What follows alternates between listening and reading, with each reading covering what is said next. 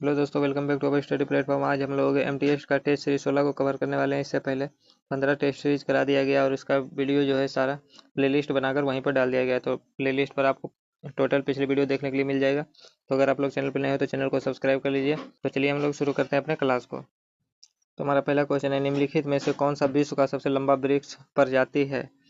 निम्नलिखित में से कौन सा विश्व का सबसे लंबा वृक्ष प्रजाति है, ये आपको बताना है। तो कौन सा है? रेडवुड जो है वो विश्व का सबसे लंबा वृक्ष प्रजाति है।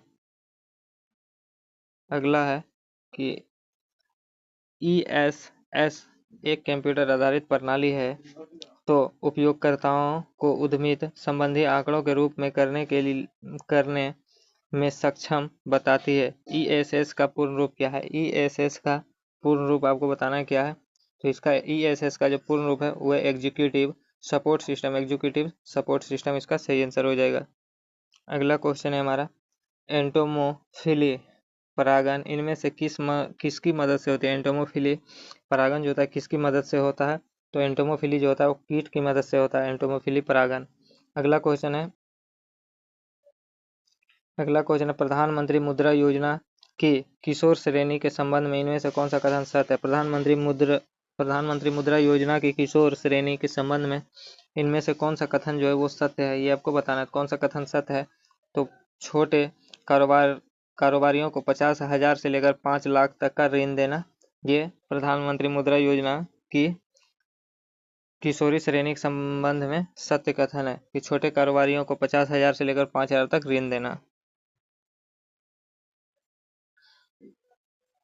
अगला क्वेश्चन है, डैश भारत का एकमात्र राज्य है जहां संगाई हिरण पाए जाते हैं। संगाई हिरण कहाँ पाए जाते? तो मणिपुर में पाया जाता है। अगला क्वेश्चन है हमारा, काजीरंगा राष्ट्रीय उद्यान किस राज्य में है? काजीरंगा राष्ट्रीय उद्यान कहाँ है? तो असम में है।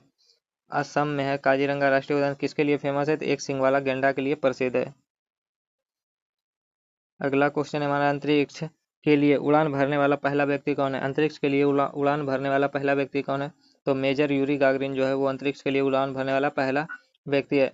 सिपाही विद्रोह किस वर्ष समाप्त हुआ था? तो सिपाही विद्रोह कब समाप्त हुआ था, ये आपको बताना है। सिपाही विद्रोह 1858 में समाप्त हुआ था। प्रारंभ कब हुआ था? तो 1857 में प्रारंभ हुआ था। अगला क्वेश्चन है हमारा कि प्रकाश संश्लेषण की प्रक्रिया के दौरान कौन सा गैस उत्पन्न होता है? प्रकाश संश्लेषण प्रक्रिया के दौरान कौन सा गैस उत्पन्न होता है? तो ऑक्सीजन गैस उत्पन्न होता है। अगला क्वेश्चन है, भारत में पोखरण में पहला नाभिकीय परीक्षण कब हुआ था? भारत ने पोखरण में पहला नाभिकीय परीक्षण कब किया था? तो ये कब किया था? 18 मई 1974 को। 18 मई 1974 को। और इस नाभिकीय परीक्षण का क्या नाम था? तो इसका नाम था स्मॉलिंग बुद्धा। क्या था? स्माइलिंग बुद्धा इसका नाम था।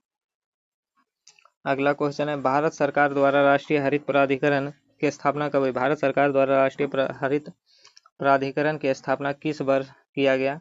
तो 2010 में किया गया। कब? 2010 में।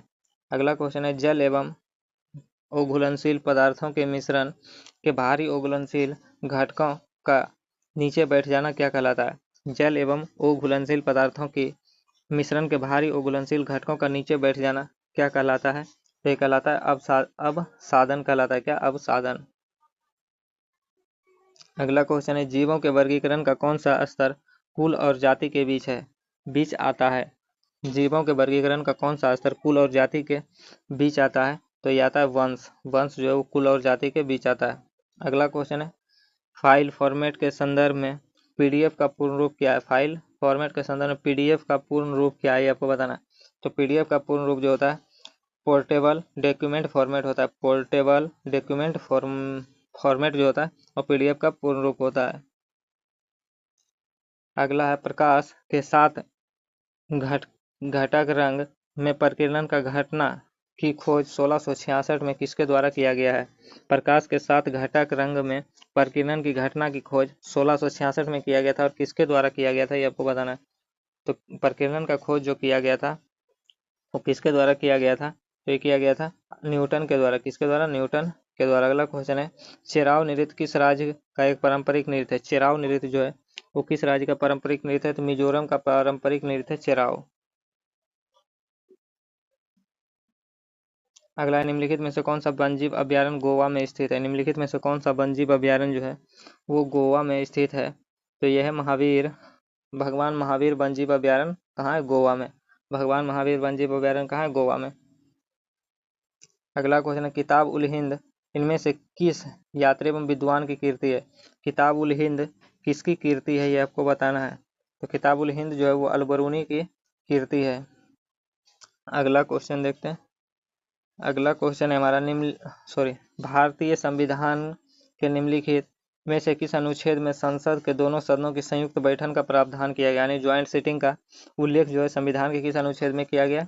तो अनुच्छेद 108 में किया गया संयुक्त बैठक का उल्लेख।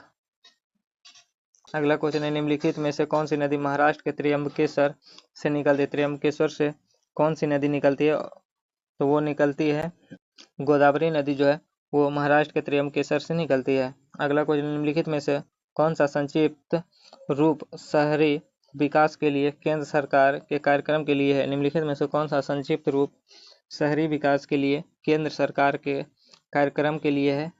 तो इसका सही आंसर जो होगा वो होगा अमृत। अगला क्वेश्चन देखते हैं। प्राचीन बंदरगाह सोपारा निम्नलिखित में से किस राज्य में स्थित है। यानी प्राचीन बंदरगाह सोपारा जो है, सोपारा बंदरगाह वो किस राज्य में स्थित है ये आपको बताना है। सोपारा बंदरगाह जो है वो महाराष्ट्र में स्थित है, सोपारा बंदरगाह। अगला क्वेश्चन है हमारा निम्नलिखित में से कौन सा युग्म सही ढंग से सुमेलित नहीं है। सही ढंग से सुमेलित नहीं है कौन सा युग्म, ये आपको बताना है। उस्ताद बिस्मिल्लाह खान का संबंध किससे है। तो उस्ताद बिस्मिल्लाह खान का संबंध सितार से नहीं शहनाई से। किससे, शहनाई से है उस्ताद बिस्मिल्लाह खान का संबंध। तो ये गलत हो जाएगा। उस्ताद अली अकबर खां का संबंध सरोद से। पंडित हरिप्रसाद चौरसिया बांसुरी मियां तानसेन का नवरत्न में एक है, तो ये भी सही है। तो ऑप्शन इसका ए हो जाएगा, ये सुमेलित नहीं है। बिस्मिल्लाह खान का संबंध किससे, बांसुरी से। तो ऑप्शन ए करेक्ट हो जाएगा। अगला क्वेश्चन निम्नलिखित में से मल्लिका ए गजल की उपाधि किसे दी गई थी। मल्लिका ए गजल की उपाधि किसे दिया गया था। तो दिया गया था बेगम अख्तर को। किसे, बेगम अख्तर को दिया गया था मल्लिका ए गजल की उपाधि। अगला क्वेश्चन है हमारा कि 19 अक्टूबर 2022 को भारतीय राष्ट्रीय कांग्रेस के अध्यक्ष कौन बने। 19 अक्टूबर 2022 को भारतीय राष्ट्रीय कांग्रेस के अध्यक्ष कौन बने। तो ये बने थे मल्लिकार्जुन खड़गे। कौन बने थे, मल्लिकार्जुन खड़गे बने थे 19 अक्टूबर 2022 को भारतीय राष्ट्रीय कांग्रेस के अध्यक्ष। तो ये था हमारा आज का टॉप 25 जीके जीएस का क्वेश्चन। वीडियो आपको कैसा लगा, आई होप कि वीडियो आपको पसंद आया होगा। अगर पसंद आएगा तो वीडियो को लाइक और चैनल को सब्सक्राइब जरूर कर लीजिएगा। साथ ही साथ अपने दोस्तों और ग्रुप में वीडियो को शेयर कर दीजिएगा।